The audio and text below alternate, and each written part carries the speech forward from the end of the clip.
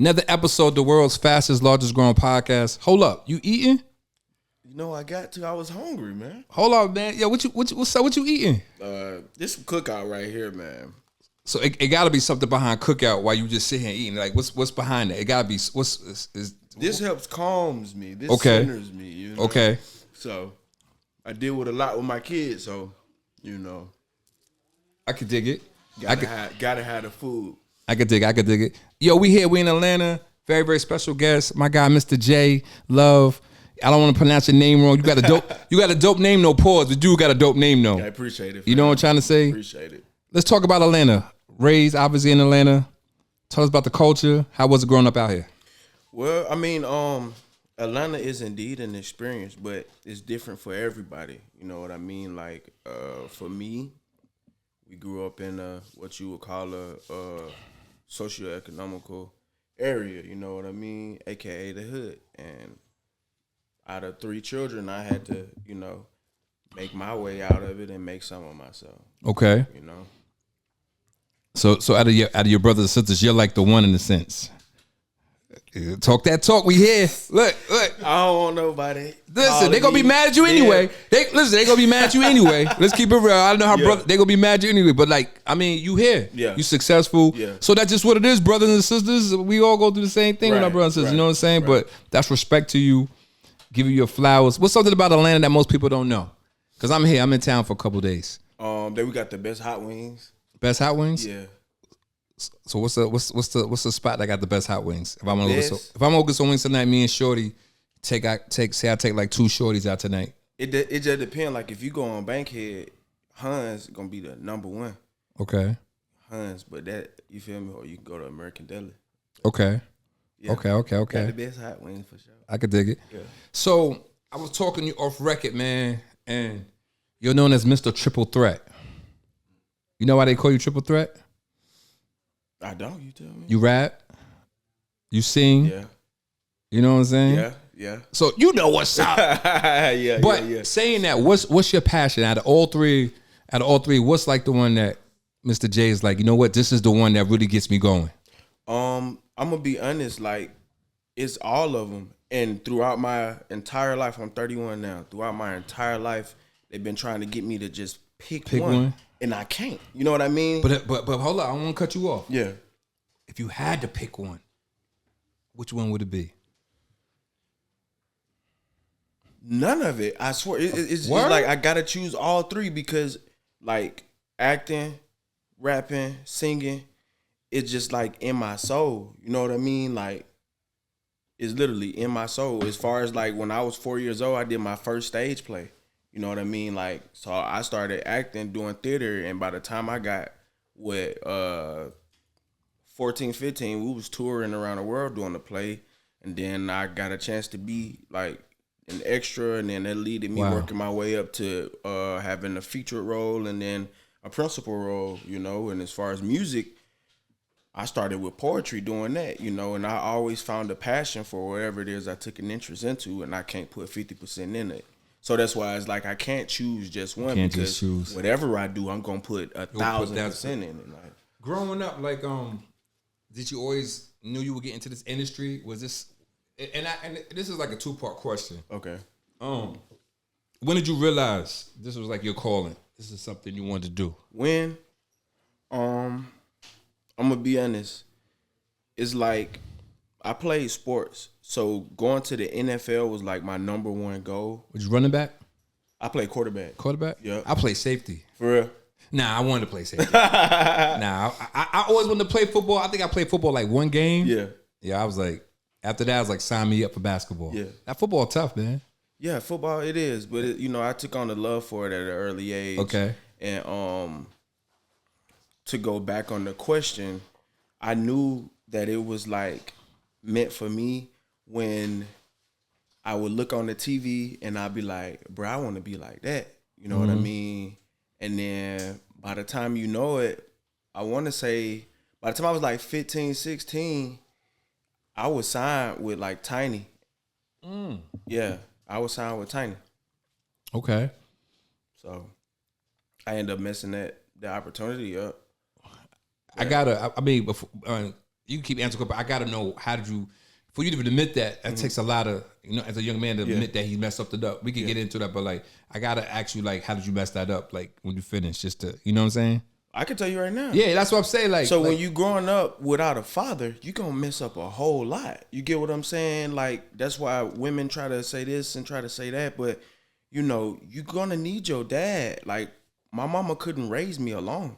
Like, her husband, a man's supposed to be like, you're supposed to. Okay, a man is supposed to be a teacher, so regardless if it's good or bad, you Charleston White just said that from each situation. You get me? So even though he was a very toxic, crackhead individual, I learned a few things from him.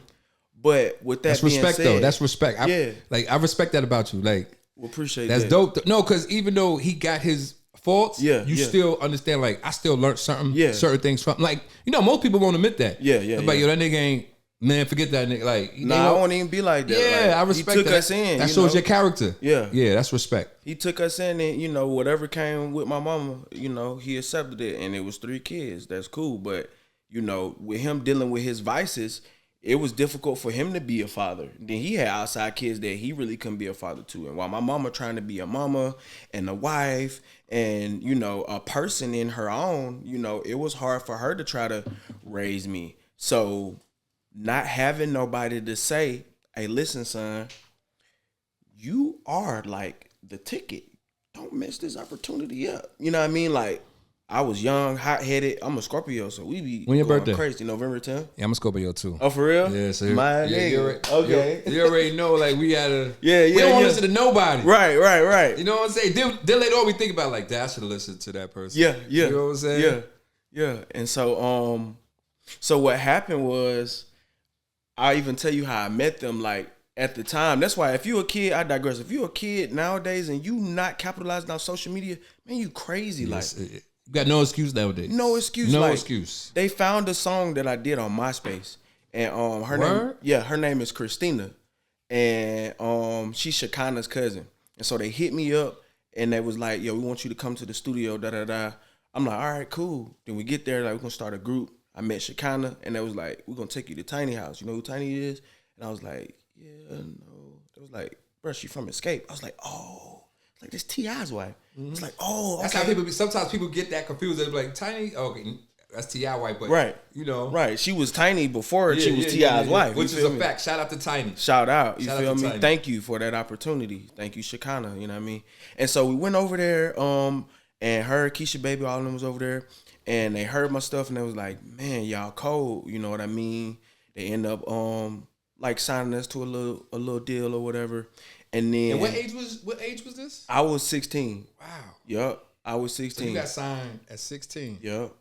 And messed it up. You know what I mean? So they was doing the Tidy T.I. show and Wayne, Reginae, because they had OMG girls. Mm-hmm. So I used to I wrote a few songs for them and stuff like that. And so they had a birthday party and New Boys were there. Everybody was there and stuff.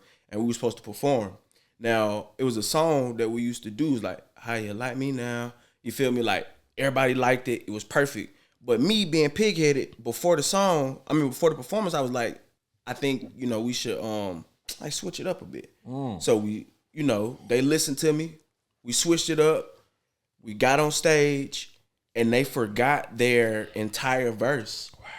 But I come from a theater background. So you're familiar. So you able to make that transition in a sense? Right. The show must go on. Yeah. And I was always taught that the crowd don't know you messed up until you let the crowd know you messed up. I'm like that too though. For real. I be messing up a lot on the show. Yeah. Nah, for real. And I be having to just make it just bring it back. You know what I'm saying? I try to, but I do mess up, but nobody knows. But if you do what I do, JoJo, you messed up. Yeah, they ain't catch that, but I do what you do, so I kind of figured. I respect that, though. You know what I'm saying? Yeah. And so that happened. They messed up. And when we walked off the stage, I never forget, because Wayne was sitting in the back. And he had he was sitting like in the throne. And when you talk about Wayne, who you talk about? Lil Wayne. I'm saying that because there's a lot of Wayne, but you talk about Lil Wayne. Let's just be clear. Wayne. Let's just be clear, world. You know what I'm saying? Yeah, he was there. A lot of people don't listen. A lot of people don't be in the same room with Lil Wayne. Okay, I'm familiar with that. Okay, but you know, I'm making it seem like it's nothing. Yes, like come on, the Wayne, like Lil Wayne, Mr. Carter. Okay, I leave a dead in the living room. You know what I'm saying? Yeah. So that's respect, man. Yeah, he was there. T-Pain was there. His artists all on. And you know, when I walked off, like he looked at me and nodded, like, you know, gave you that approval in a sense. Yeah. Like, and I walked off the stage, and instead of just apologizing to my group members and being like, "Hey, we shouldn't have changed that song. That's my fault." You know what I mean? I took my shirt off and did the most and walked off. I'm done with this group and this and that, da da da. And after that, like Tiny didn't want nothing else to do with it. Wow. Yeah. So do you in a sense, and you're successful now, but do you like kind of like regret that? I regret it, but I am a firm believer of everything that happened to me. Facts. It, you know, makes me who I am today, because had I not have lost that opportunity, then the opportunity that I have now, I wouldn't take it as serious as I do. You know what I mean? Like people, man, I blew up on TikTok, you know, and I'm talking about in a matter of months. Like I went from 6,000 followers to 2 million followers. Like, and people like, you know, grind for years for this. You feel what I'm saying? Now I don't want to get it confused, because I've been making skits for 2014. Since 2014, and like nobody was watching it. You feel what I'm saying?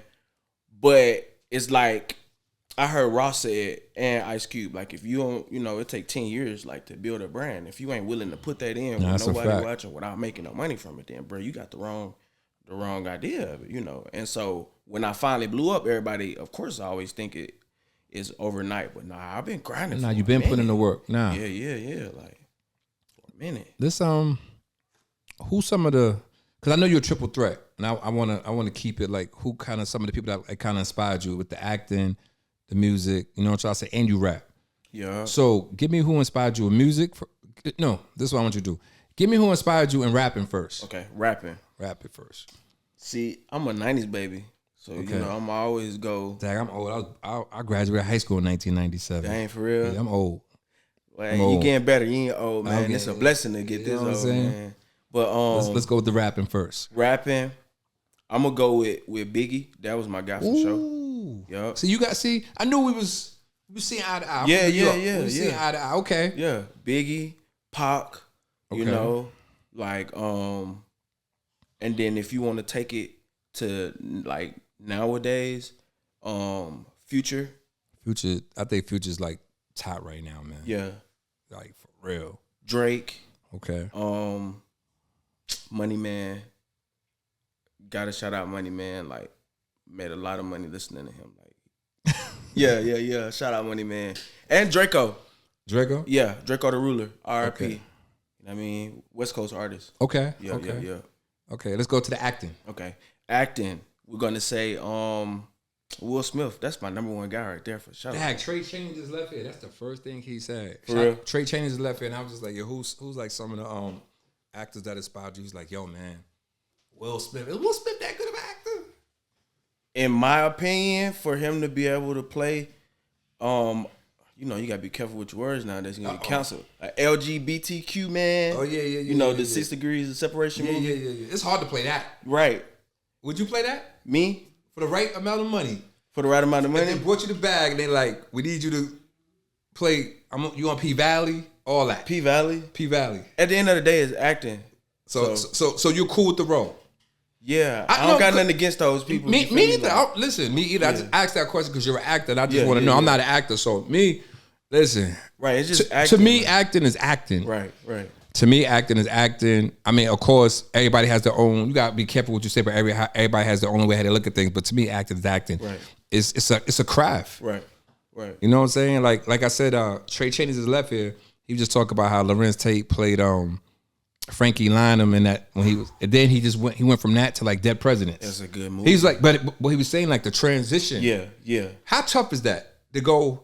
Because I'm not an actor, but how tough is that to transition from one role to the next role? And it's like actors make it look so easy, man. It's tough just for the fact that when you become this character that they give you, you end up embodying this character. Are you home, like, in a sense, like, say if they want you to play, like, let's just say they want you to play like LeBron James. Yeah. Are you like literally home, like studying everything about LeBron James? Is it like, are you really like in that mind, like, I'm from Akron, you know what I'm saying, I just married Savannah. Are you home really thinking about like this gig? That's how it works. Like, for instance, everything I talk about is not from speculation or observation, it's from experience. Facts. So in 12th grade, I got a chance to play Scrooge for the high school play. The Christmas guy. Yeah. Mrs. Cratchit? Like, I was him, you know. Yeah. And I had to study the lines and become this person. And I did it so much to the point where my mom woke me up the next day and was like, you was reciting lines in your sleep, son. You was on it though. Yeah. And so that's how it is. Like, even down to Heath Ledger, God rest his soul. Like, when he became the Joker, you know, that was a dope movie. Yeah, like that became a part of him, and it's hard to to get up out of that, because you know, if you get paid millions for something, man, you better ace it. You get what I'm saying? Yeah. So yeah, that's a hard transition. But back to the inspiration, Will Smith. Who else? I mess with Will Smith. I would say, I mean, of course, you know we're gonna say Denzel. Oh, okay, here we go. Michael Jai White. That's my guy. A word? Yep. Wow, I would never thought you would have said that. Yeah. He a triple. You know Michael Jai White, right? Yeah. He played in he was the guy, he was what's her name husband in all the Tyler Perry movies. Uh-huh. Like, yeah. Blood and Bone. She was going off on him all the time. Yeah.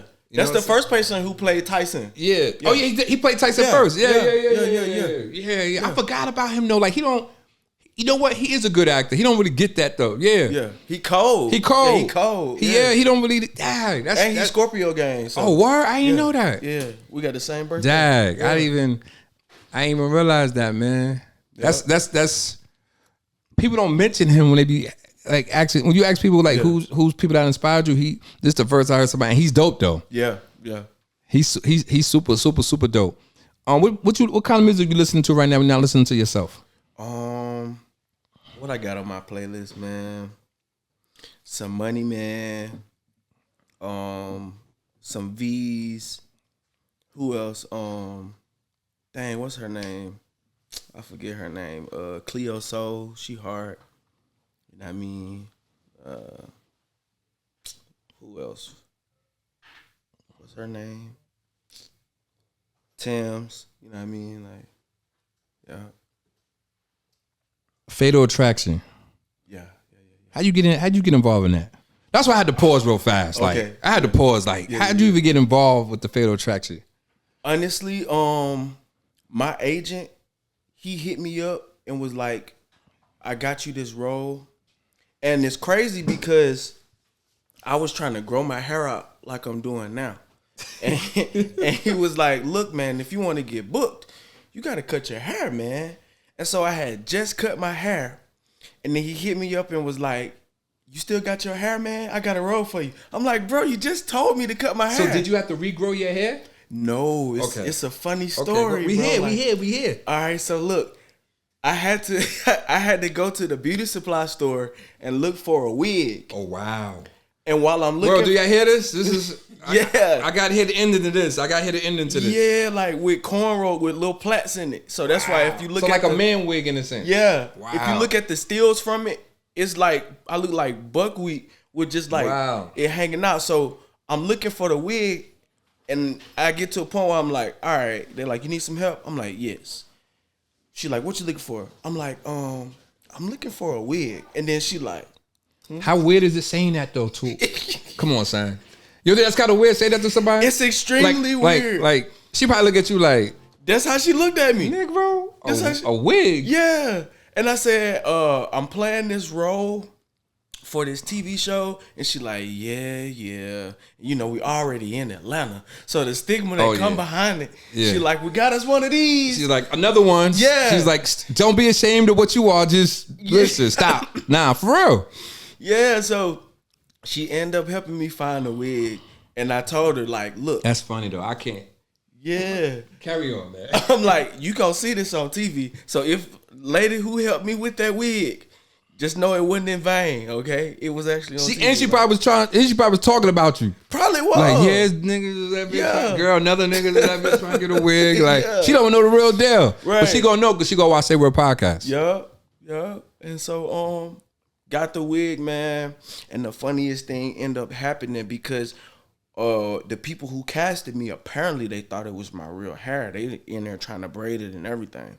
And we do a transition scene where I have to take my shirt off on set, and the wig come off. Wow.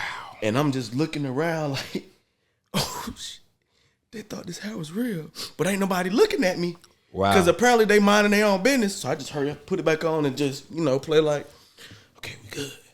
And I'm like, bruh. So if they didn't know, they know that it happened now. Like, is that for a role like that though, how do you prepare for that?